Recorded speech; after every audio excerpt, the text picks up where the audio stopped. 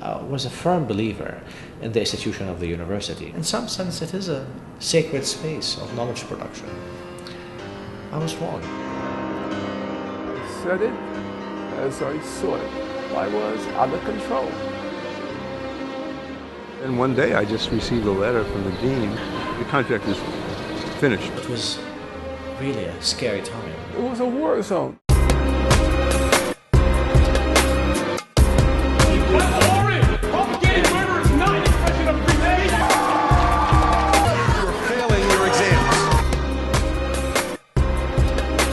I was caught in the middle of this increasingly dangerous atmosphere. The chair's last words to me were, "You're lucky we kept you this long."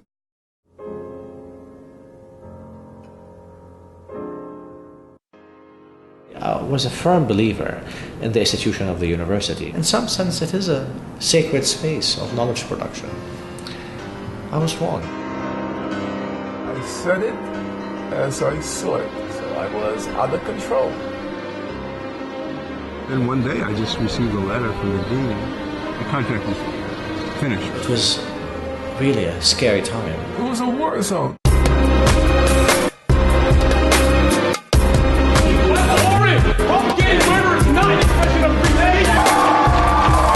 You're failing your exams. I was caught in the middle of this increasingly dangerous atmosphere. It was very ugly. It was very ugly.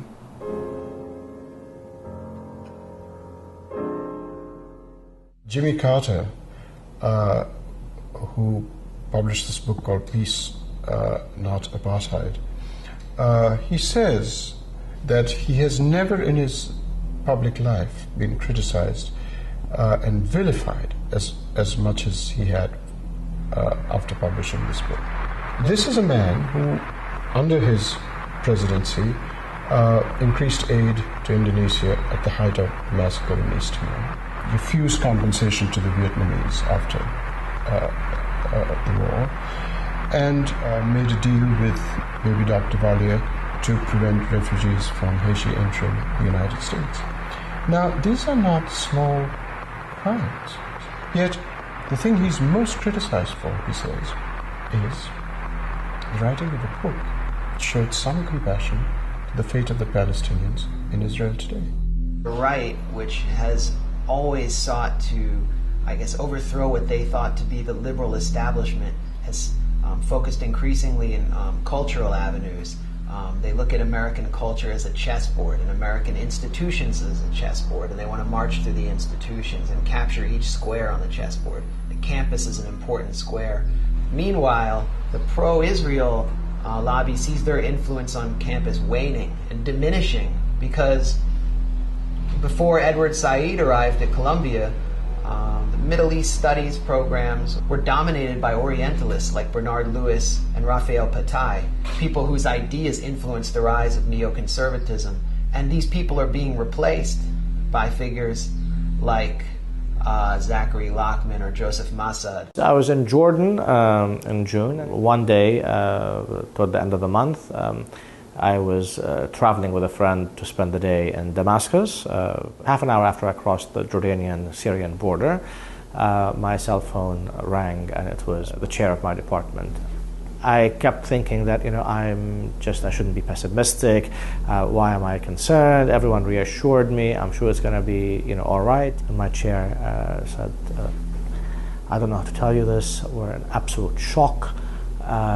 But that he'd been contacted by the provost and informed that my tenure had been denied. It was really a very tough time.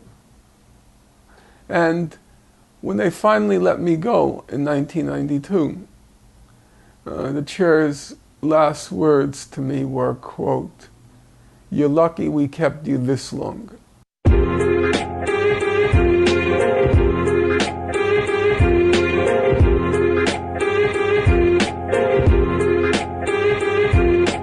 For 4 years, and I was an undergraduate, my mother sent me her entire income. Right? She did not actually see a penny from her income for 4 full years.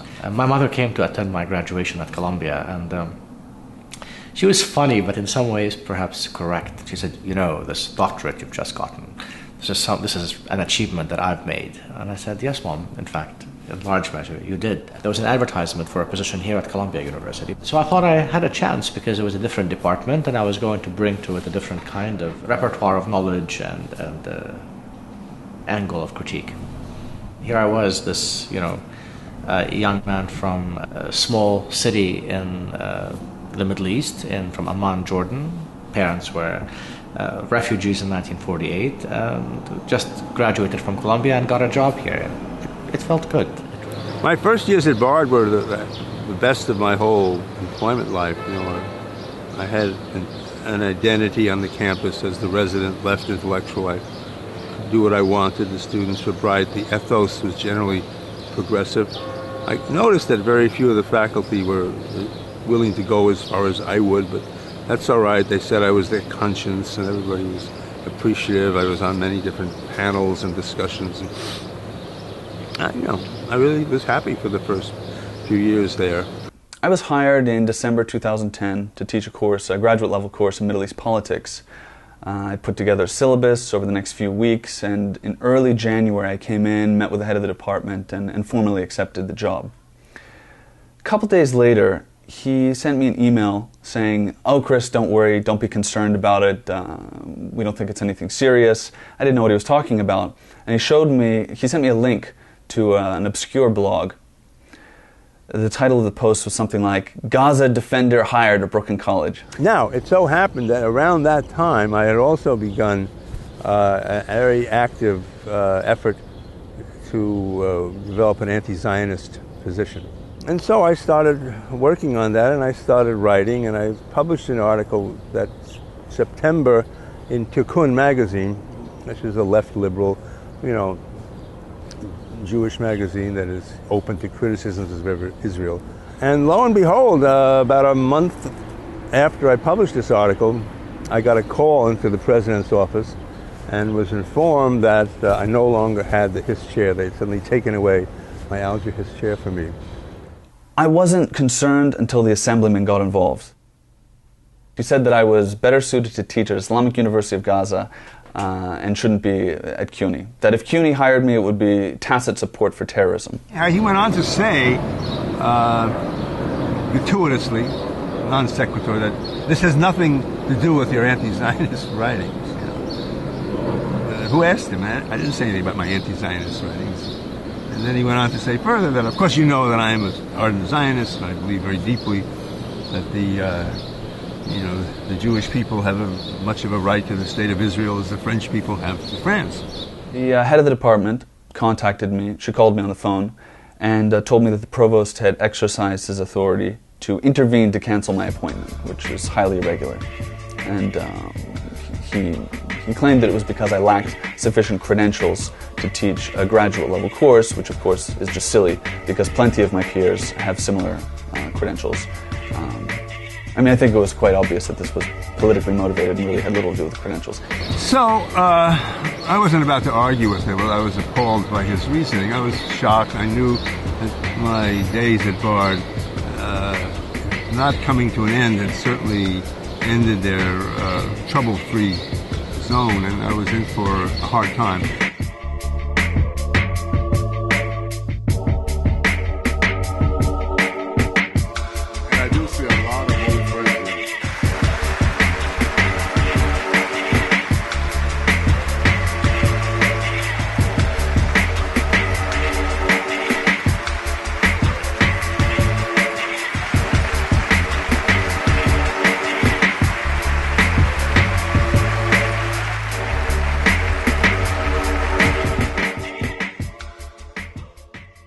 I decided to teach a class on Palestinian-Israeli politics and societies, and this was immediately sort of a hit on campus. I didn't do a diplomatic history.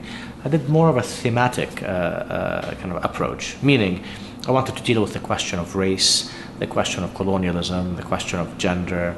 So I was interested in sort of an academic method of making sure people understand that different forms of nationalisms, different forms of colonial projects are underpinned by certain ideologies that themselves can be subject to critique. Soon the class would double in size. The second year that I taught it in spring of 2001. I think I had 80 or 90 students. A lively class of all ideological stripes, Zionists, anti-Zionists, people who didn't care about Zionism. I had a great relationship with my students. They were extremely excited. Some of them clearly thought that what I was doing made them uncomfortable or questioned deeply held beliefs, whether they were Arab or Palestinian or Muslim students or Jewish students. The class was critical of many elements of Palestinian nationalism and of Zionism. Brooklyn College is, back then, it was pure hysteria. The three most famous graduates of Brooklyn College were Alan Dershowitz,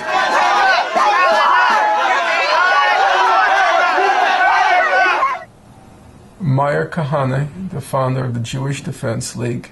The Arab is a cancer in our midst. And you don't coexist with a cancer. A cancer you either cut out and throw out, or you die.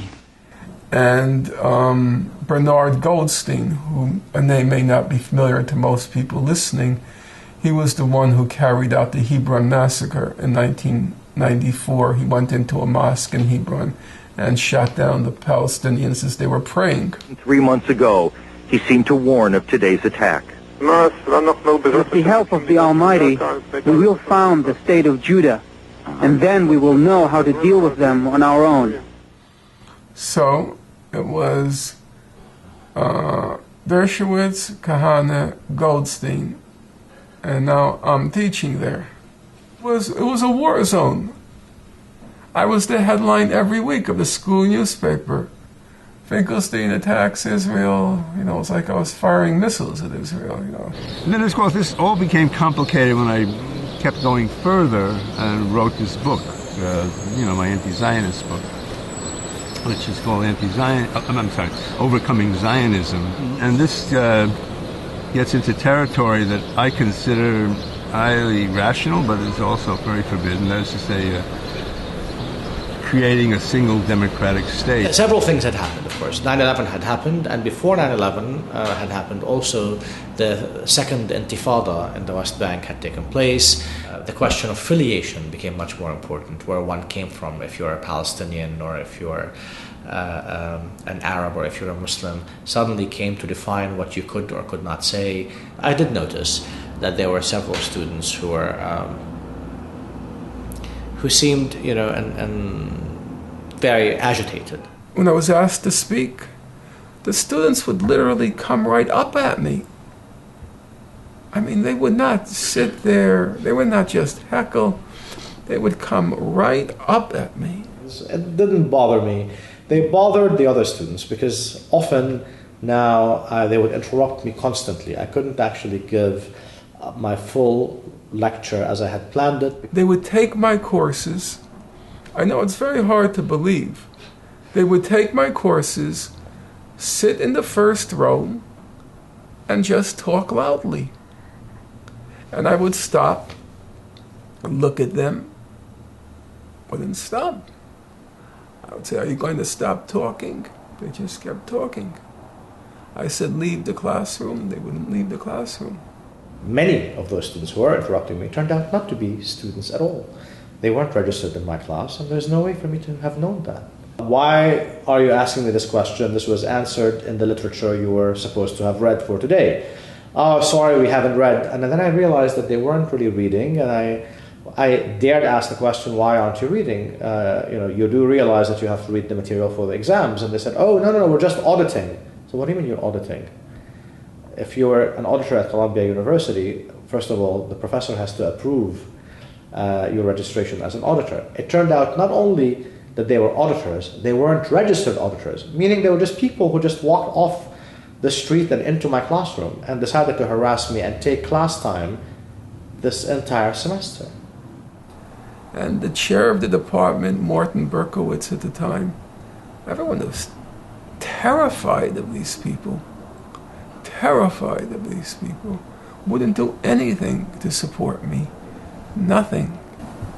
The editorial director of the Michigan Press told me he was going to, and I knew him from years before, told me he was going to defend the book on issues of free speech, but very shortly afterwards he folded completely and did something which is hardly ever done in American printing. He just withdrew the book from circulation. So effectively banned it. Sean Hannity on Fox News, he said, he said, I'm a terrorist supporter, and he said, DePaul, he picked up his pencil, DePaul, we are watching you. We are watching you. The Wall Street Journal ran a big op-ed by Alan Dershowitz, why I should be denied tenure, and there had been pressure all the time I was at DePaul to deny me tenure. Not just the last year. Every year it was a battle for me at DePaul. Every year it was a battle for me at DePaul. Yeah, I mean, the first few years that I was there, I kid you not, I literally felt sad when the semester was over. Because I was just getting to know my students better, and I loved teaching and the like. And now I felt sad when the semester began, and it was not fun. There were several articles in the right-wing press being written about me, and mostly concerned about my obtaining tenure down the line. There were several lists. There was a Campus Watch list. There was a self-hating Jew list, which some of us were on. I'm not sure what the relationship is between the David Project, the Anti-Defamation League, and Campus Watch, but I understand that there are people who overlap those particular communities.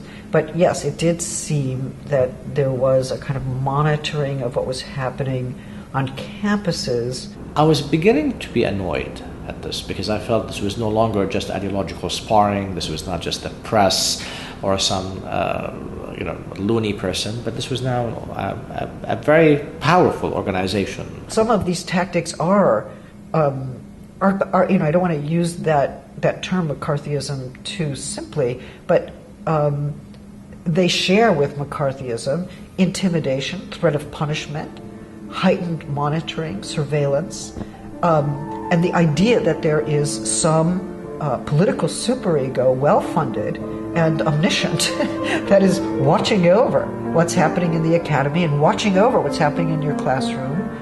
You do not know, which of those students in your class are actually planted there for the purpose of finding out what your point of view is on the Middle East and reporting back, right? I mean, these are frightening kinds of moves that put espionage and surveillance in the middle of the classroom.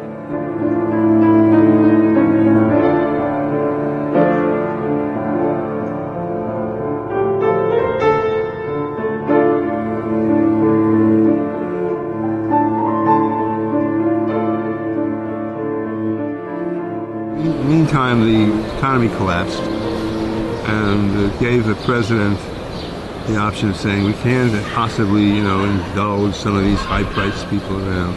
So my contract was going to expire in July 1st, 2009, and I was hoping through the winter of 2008 that I could work something out. And I thought I was going to be able to, but then one day I just received a letter from the dean saying, it was crude and brutal. I mean, sorry, your contract is finished. Speak to this bureaucrat about how we can terminate you. And so I got very angry and went and approached her and denounced this. And she was genuinely upset. I mean, the dean is a tough person, but those were not fake tears. I mean, she was really upset. And because we went way back, and so we left that interview by saying, well, I can meet with the president, and again, maybe we can work something out. It would have been easy to work something out. I know the school was in hard times, but I wasn't asking for much, just some sort of a ceremonial thing that easily could have been done. They had all kinds of degrees of latitude to do this, but instead they never called me back. And you know, they had a full week, and I never heard from them. And I said, all right, that's it. They want to fight, and I'll make a fight. The last year was very terrible. It was very terrible because the pool did not want to deny me tenure. It would look as a capitulation to those who were organizing against me, and it would look as if it were a flagrant violation of academic freedom. And so, let's just say, terrible pressures were exerted on me to get me to quit. Professor Finkelstein's tenure has been approved at the departmental and college level, but the dean of the College of Liberal Arts and Sciences at DePaul has opposed it. My colleague, a woman named Maureen LaRudy, she came into my office and she was ashen-faced. She was an older woman like myself, an older man. She said, I was denied tenure. I was denied tenure. And she was ashen and she was breathless. She got unanimous support in her department, unanimous support at the college level, and she was the incoming chair of the department. And she was denied. And she had been my most vehement public supporter in the faculty. And so, of course, the inference was that she was denied tenure because of me. And then I said, okay, I guess I should check now whether I got tenure or not. And I didn't. Wasn't surprised. I never expected to get tenure. There was a huge campaign led by a Harvard law professor, Alan Dershowitz, to try, in a desperate effort to defame him and vilify him, so as to prevent him from getting tenure. Between June 8th, when I was denied tenure, and June 17th, when I left the pool for the summer and for permanently, I lost 17 pounds. My students, they took pity on me, partly because they knew an injustice had been inflicted, but partly because I looked so pathetic. I was like a stray dog. And there was only one thing that sustained me through that process. And that was the students of DePaul University. He said, I was denied tenure. He didn't recommend me for tenure. It was at the college level. The vote was 5-0 in my favor. The dean said he reversed the decision of the college level. This is all part of the public record, so I'm allowed to say it. It was 5-0 in my favor. He reversed it. He said it's because I didn't practice Vincentian values. Vincentian values. Because the school is called St. Vincent de Paul. Vincentian. I said, I never heard of Vincentian values. I don't see it in the faculty handbook. I don't see it anywhere. Where is Vincentian values? I said, I don't know what Vincentian values are. And anyhow, I said, I'm Jewish. So I'm not practicing Vincentian values. I barely practice Jewish. You know, barely, I don't at all. You know, practice Jewish values, and now you're gonna spring on me Vincentian values? You know, it would have been a disgrace to my parents. Believe me, it was hard enough for me to be at a university where Christ was all over the place. Eventually it came down to a meeting where they said that, all right, we'd like an amicable separation. I said, okay, what do you want in the way of an amicable separation? And he said, well, you know, you can keep your faculty privileges and you can be called an emeritus professor, distinguished emeritus professor. And all you have to do is never, ever speak of this again. or anything having to do with your relationship with the school at all in any kind of public setting. That is to say, I could not be making this video, or if that was agreed to. Okay, but and they went even further, which is sort of comically. They said, and in addition, these are their lawyers speaking. You have to remove all traces of this from the internet. Can you imagine?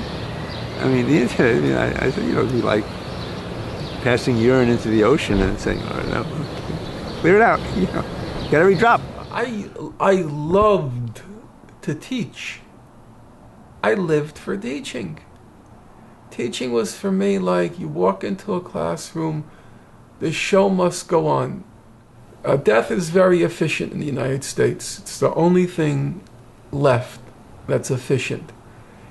If somebody dies, the ambulance comes, the police comes, the undertaker comes, everything's over around an hour.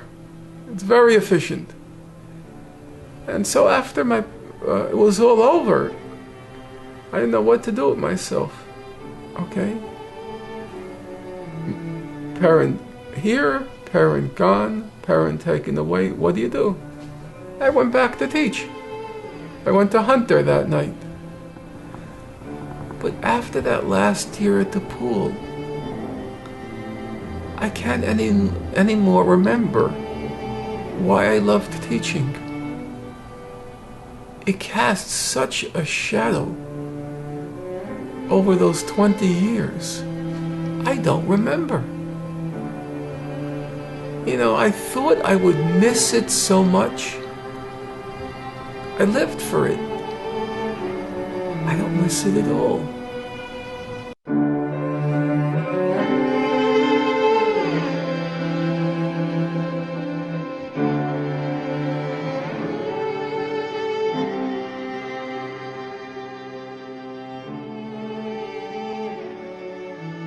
Before I turned in, I was looking up my email, and someone had sent me something about this video, some video that was consisted of interviews with different Columbia students, some of whom allegedly were my students, and in it there are criticisms made of me. But there are also allegations that I and several other professors were intimidating our specifically Jewish students, and that we expressed anti-Semitic views. Well, with Columbia Unbecoming, you have a film that was created by a group with an open political agenda, which is to delegitimize professors who are sympathetic to the Palestinian cause. It was worrisome. I really felt there was something very strange happening. This film packed a punch, but once it was examined, it actually completely fell apart. I was assured initially, I was told by the university, don't speak to the press, we'll handle it. And of course I was heartened by that, because I thought that what that meant was that they're taking care of this, and that was fine. Well, I was wrong. Already the administration of the university was issuing statements that were very accommodationist to those who brought these false allegations against me and other professors. They were already conceding issues of academic freedom, in contrast, for example, with what Provost Jonathan Cole had done when the attacks on Edward Said had taken place, where take a strong stance for academic freedom and against extra academic interventions or interference in university affairs, refusing to allow people with ideological stances and agendas outside the university to come in and tell the university what it can or cannot do, what professors can or cannot teach. There was no surprise in the last year by the pressures that were exerted. And DePaul is a big institution. It's expanding. Chicago has a powerful Jewish community. And so they had to get rid of me. By the way, the main reason they had to get rid of me, I mean, people say, well, didn't you feel less pressure because you were at a Catholic institution? It wasn't Brooklyn College. You were quite the contrary. Catholics were more vulnerable to the charge of anti-Semitism than had it been a secular university. Because, the historic role of, which is not terrific, of Catholics and the Jews. So, all over the place it was being said I was a Holocaust denier. Thousands and thousands of websites saying I'm a Holocaust denier. So does DePaul want to be known as the school which has a Holocaust denier on its faculty? I kind of sympathized with them on that. I understood the burden. I could even understand them denying me tenure because I had become a liability. What I couldn't accept was the way they did it. It was very ugly. I can understand their concerns, especially in the post-9/11 atmosphere of the Bush administration. But this is a university, and it's principles that one defends.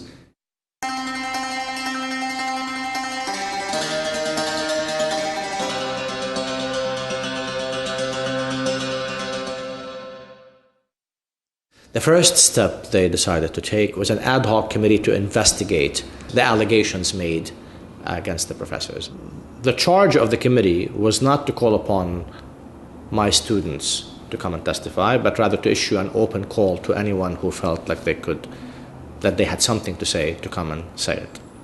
So in this sense, many of the students who were in my classes, had graduated by this time. Especially the alleged incidents that they were investigating had taken place several years before, in 2002, spring 2002, the semester of the Jenin massacre. And the two students who appeared on this video, two alleged students, turned out, at least one of them turned out not to be my student at all, and the other one turned out not to have been a student in the spring 2002 class. Yet the allegation was that in that class of 2002, I allegedly lost my temper with one female student who expressed doubt that the Israelis had killed Palestinians in Jenin, and that depending on the story you read, she gave several press accounts that contradicted each other. But it was somewhere along the lines that I ultimately dismissed her from class. The claim was that he told the student to leave. And she couldn't find any witnesses to this. Now, I know from teaching, when you tell a student to leave in a dramatic episode, nobody forgets. I mean, it's the subject of talk, gossip. Now, this young student was not in the video. She watched the video and saw this other student report on this incident, and she suddenly recovered her memory as if through hypnosis and decided that, oh, this was me. Remember, this is fall 2004. The class was taught in the spring of 2002, so almost 2 years earlier. She never reported this incident to anyone, not to her parents. At least the parents didn't file a complaint. She herself did not file a complaint with the university. She did not speak to me about it. She did not speak to anyone at the university, not the chair of my department, and anyone else. So the fact that she couldn't find any witnesses, except later she found this one friend who was willing to testify, and meanwhile around 20 students are saying it never happened, who wrote letters saying it never happened, well, that tells me that didn't happen. So suddenly for her to have recovered her memory and to have thought that this story was somehow a true story, and to come to the press and tell it and create the kind of mayhem that she created, well, I think speaks volumes about, how the story came to be cooked in the way it was. One has to think about how allegations work, right? Allegations produce fear. Like some kid gets up and says, Mossad made me feel uncomfortable, or I felt he was against me because of my point of view. Rather than really find out whether that was true, which I think subsequent reviews of his teaching evaluations showed to be untrue. they panicked in the face of the allegation and feared what the public relations issues might be if that allegation came out and if the allegation started circulating as truth. I think it's at that moment that we actually sacrifice our academic and intellectual integrity as faculty members when we become fearful that ungrounded allegations will circulate as truth, will have the function of truth, and that we will be powerless to debate them or defeat them. So we must pull back, from the allegations in order not to be tainted by them. It's an enormous cowardice. The conclusion of the ad hoc committee was that for the most part all the allegations were baseless, that there was no intimidation of students, and that there was no anti-Semitism expressed by any of the professors, and certainly not by me. However, they found that one claim made by this one student who recovered her memory 2 years after the event, they found a version of what she said credible, even though I, my 2 assistants, and several students said that this did not happen. And later they would receive the letter with 20 students from my class who said this did not happen. Yet they found what she said credible. Now, of course, that's all that was needed, really, right? I mean, this is a zero-sum game. Even if I win 99% and I lose 1%, this 1% will do me in. I felt that this whole battle was explicitly staged and stated that it was about denying me tenure. This is what these people who were attacking me were saying in the press, that he should not get tenure. This was the purpose. It was not about harassing me about intimidation. It was about they could not say I was not a good scholar, given my publication record, where I publish, and my standing in the field. They could not intervene in the official reviews of my students, the evaluations that my students submit at the end of each semester, which were all stellar. It was a war, and that was a battle where they had a minor victory. But at the time, I was very concerned that the minor victory could be transformed into a larger one, and that indeed this was simply the dress rehearsal for the possibility that I would be denied not only tenure, but in fact, and the real objective of these forces was to deny me a career in academia. The only way they felt they could control me was by saying that, you see, this guy Finkelstein, who you so respect, well, this guy Finkelstein, he couldn't even get tenure at a third-rate college. I knew that's what they wanted to do. And now if you read what they say, this guy Finkelstein, he couldn't even get tenure at a third-rate college. So that was the purpose to clipping my wings. I was, of course, aware, as I think almost everyone in the academy was, that he was under scrutiny at the time of his tenure review, and there was, of course, grave concern that he was not being judged fairly, or that those who were sitting in judgment might be susceptible to special interest groups or donor groups or right-wing Zionist groups in particular. And those latter groups were like the David Project, monitoring American campuses and trying to confirm their hypothesis that the so-called left wing on the U.S. campus was anti-Israel and therefore anti-Semitic. One wants to know precisely what it is these people mean by anti-Semitism. In the classic examples, both of Nazi Germany and of examples perhaps in France and elsewhere earlier, which were a little less virulent but were evident, it's clear that it's the mere fact that people are Jews that is used as a cause for, as it were, repudiating them, denying them their rights, suspecting them of all sorts of dishonesties, all sorts of crookery, whether political or personal, and so on, devaluing their own cultural and intellectual productions and so on, which the Nazis did quite a lot of. Now, that I understand, but to suggest that, therefore, every person who claims to be a Jew must, under every circumstances, be immune from any serious criticism as a result of that seems to me preposterous. We hardly ever hear about the language that is used constantly, day in and day out, about Palestinians, which is literally like the language that was used by the Nazis against the Jews. I mean, calling them cockroaches and things like that. The remarkable thing is not that this is used by certain right-wing people, but that it receives virtually no publicity in this country. These groups have no interest in anti-Semitism. They really don't care about anti-Semitism.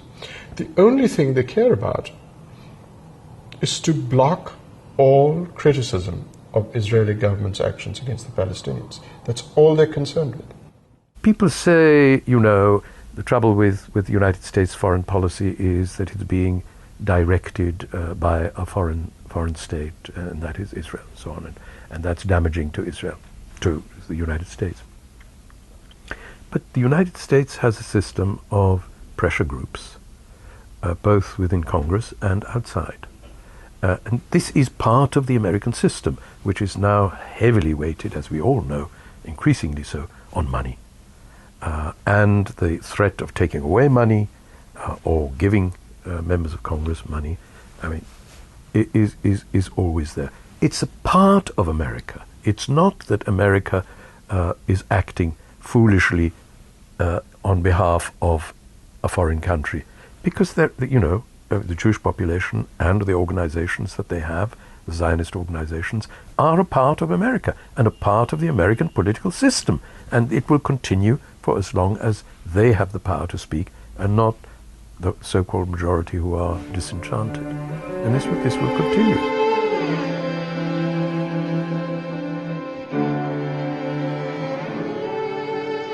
So we drove back. I was, of course, very somber, but still I walked in the old city. I went to my favorite handmade sort of ice cream place in Old Damascus, which has gum Arabic in it, and I really love it.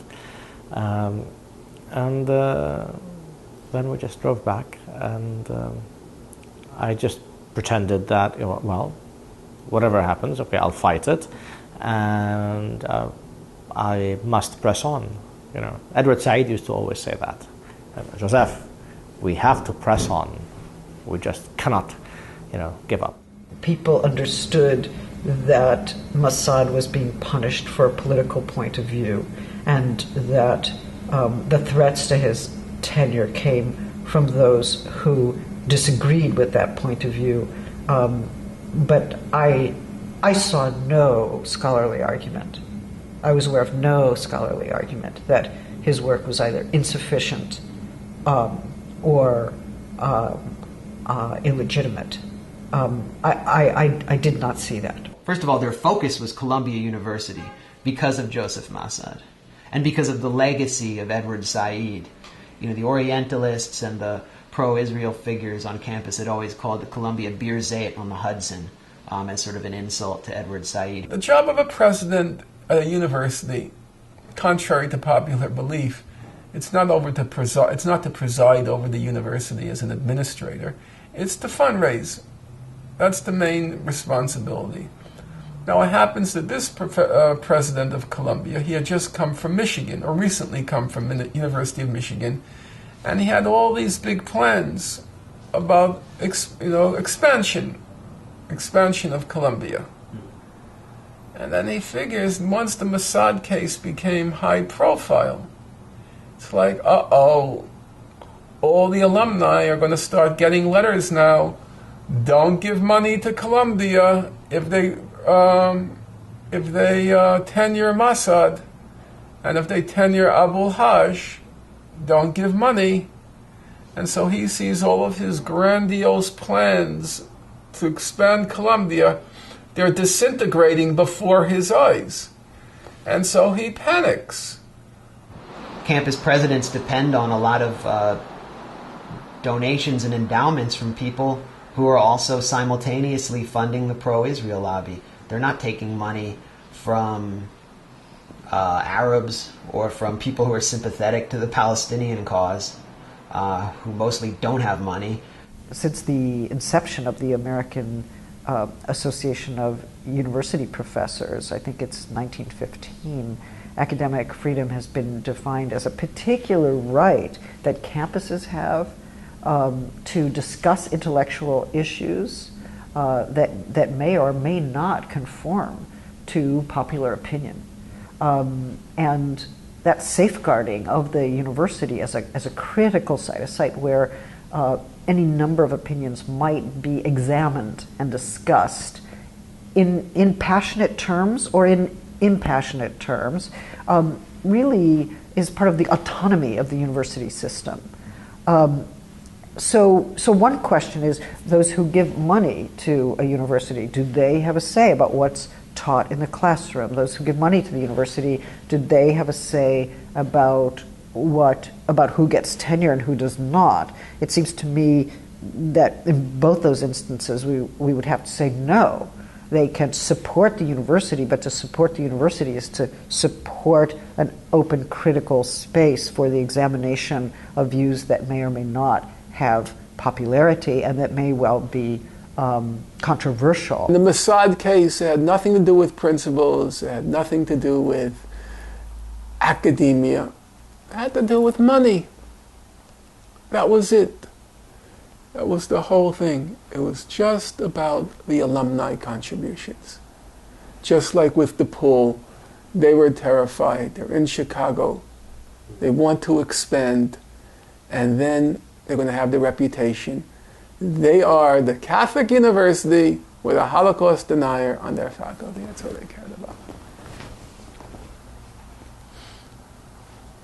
The leaked information that reached me said that the vote on my tenure was 4-1. 4 positive to grant me tenure and 1 against. Columbia's procedure for tenure is to make sure that the anonymous members of the committee that decides on the tenure of a colleague, no member would be acceptable to serve on such a committee if she or he had ever expressed an opinion on the tenurability of that colleague. It turned out that the provost and the vice president chose a member of the faculty who had been an old-time enemy of Edward Said, an old-time enemy of my own department, and also a personal enemy of mine. When I was a student, I had encountered him.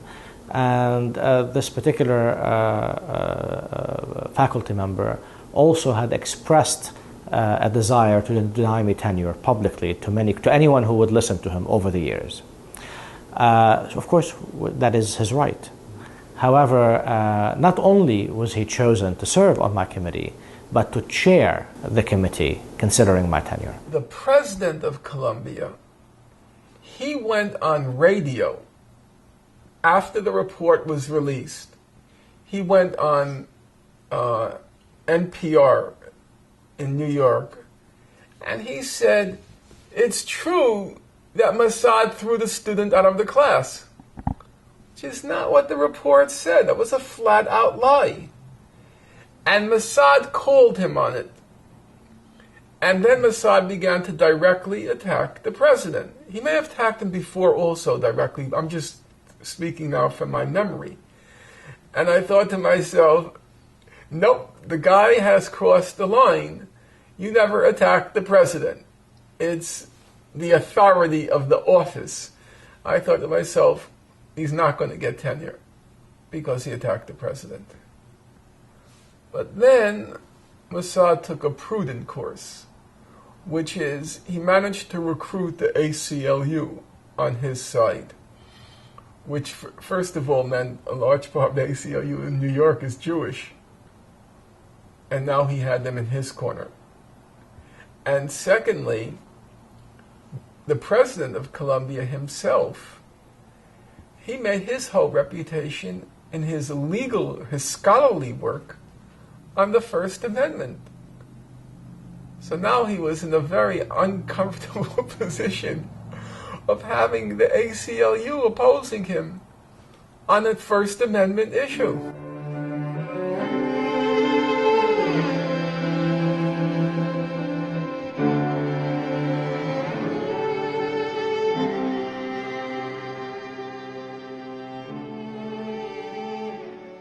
How many people know about Anthony Weiner's attitudes towards Palestinians and his going for Mossad himself? Nobody. All they talk about is his stupid, pictures on the internet. The photograph does not look familiar to me. Confession from Congressman Anthony Weiner. He now can say with certitude that was a picture of him in his underwear. Nobody mentions the fact that this man was a hysteric as far as the Palestinian issue was concerned, that he went after Joseph, that he openly denied that there was any such thing as a Palestinian, an Israeli occupation. You're saying that there is no IDF presence in the West Bank? Yes. It's bread and circuses again, The Romans knew this. They said, what you must have is give the ordinary hoi polloi, the ordinary people, you must give them circuses, shows, and you must give them bread. Now, we're slipping up a bit on that one, and we don't have perhaps as much bread to go around as there ought to be, but it's still manageable, it seems. But the circuses go on.